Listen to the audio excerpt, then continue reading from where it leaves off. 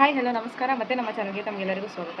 So ಈಗಾಗಲೇ officially Karnataka ಬೋರ್ಡ್ದವರು ನಿಮಗೆ result ಡೇಟ್ನ announce ಮಾಡಿದ್ದಾರೆ. So when is the result of 2026 ಅಂತ ನೀವು ಕೇಳೋದಾದರೆ ಇಟ್ಸ್ ಬೀನ್ ಅವ್ರು ಹೇಳಿರೋದು 7th ಆಫ್ ದ ಏಪ್ರಿಲ್.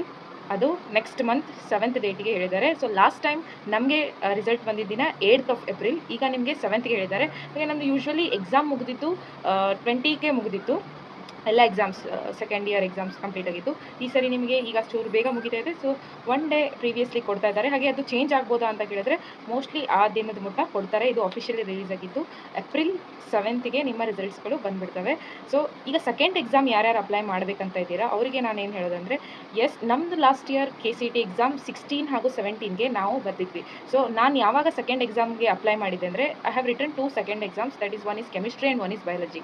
ಚೆನ್ನಾಗಿ ಮಾರ್ಕ್ಸ್ ಬಂದಿದ್ದರೂ ಕೂಡ ನಾನು KCETಯಲ್ಲಿ ಚೂರು ಮಾರ್ಕ್ಸ್ ಫೆಚ್ ಮಾಡ್ಬೋದಂತ ನಾನು ಸೆಕೆಂಡ್ ಎಕ್ಸಾಮ್ ಬರೆದಿದ್ದು.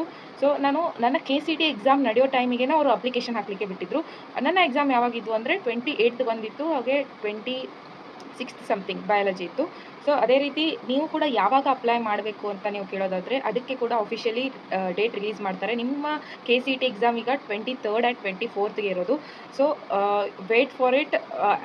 ಮೋಸ್ಟ್ ಪ್ರೊಬಬ್ಲಿ 16th ಮೇಲೆ, ಏಪ್ರಿಲ್ 16th ಮೇಲೆ ನಿಮಗೆ ರಿಲೀಸ್ ಮಾಡ್ತಾರೆ. ಇಂಪ್ರೂವ್ಮೆಂಟ್ ಮಾಡ್ಕೊಳ್ಳೋ ಅವರಿಗೆ ಒಂದಿಷ್ಟು ಫೀಸ್ ತುಂಬೋದಿರುತ್ತೆ, ನಿಯರ್ಲಿ 170-180 ರುಪೀಸ್ ಅಷ್ಟು ತುಂಬಿ ಒಂದು ಎಕ್ಸಾಮ್ ಪೇಪರ್ ಬರಿಬೋದು. ಮತ್ತು ಯಾರಾದರೂ ಪಾಸ್ ಆಗಿಲ್ಲ, NP ಅಂತ ಬಂದಿರ್ತದೆ, ನಾಟ್ ಪಾಸ್ ಅಂತ, ಸೊ ಅವರು ಕಂಪಲ್ಸರಿ ಸೆಕೆಂಡ್ ಎಕ್ಸಾಮ್ ಬರೀಲೇಬೇಕು. ಅವ್ರಿಗೂ ಕೂಡ ಒಂದಿಷ್ಟು ಫೀಸ್ ಇರ್ತದೆ, ಫೀಸನ್ನು ಕಟ್ಟಿ ಬರೀಬೇಕಾಗುತ್ತೆ.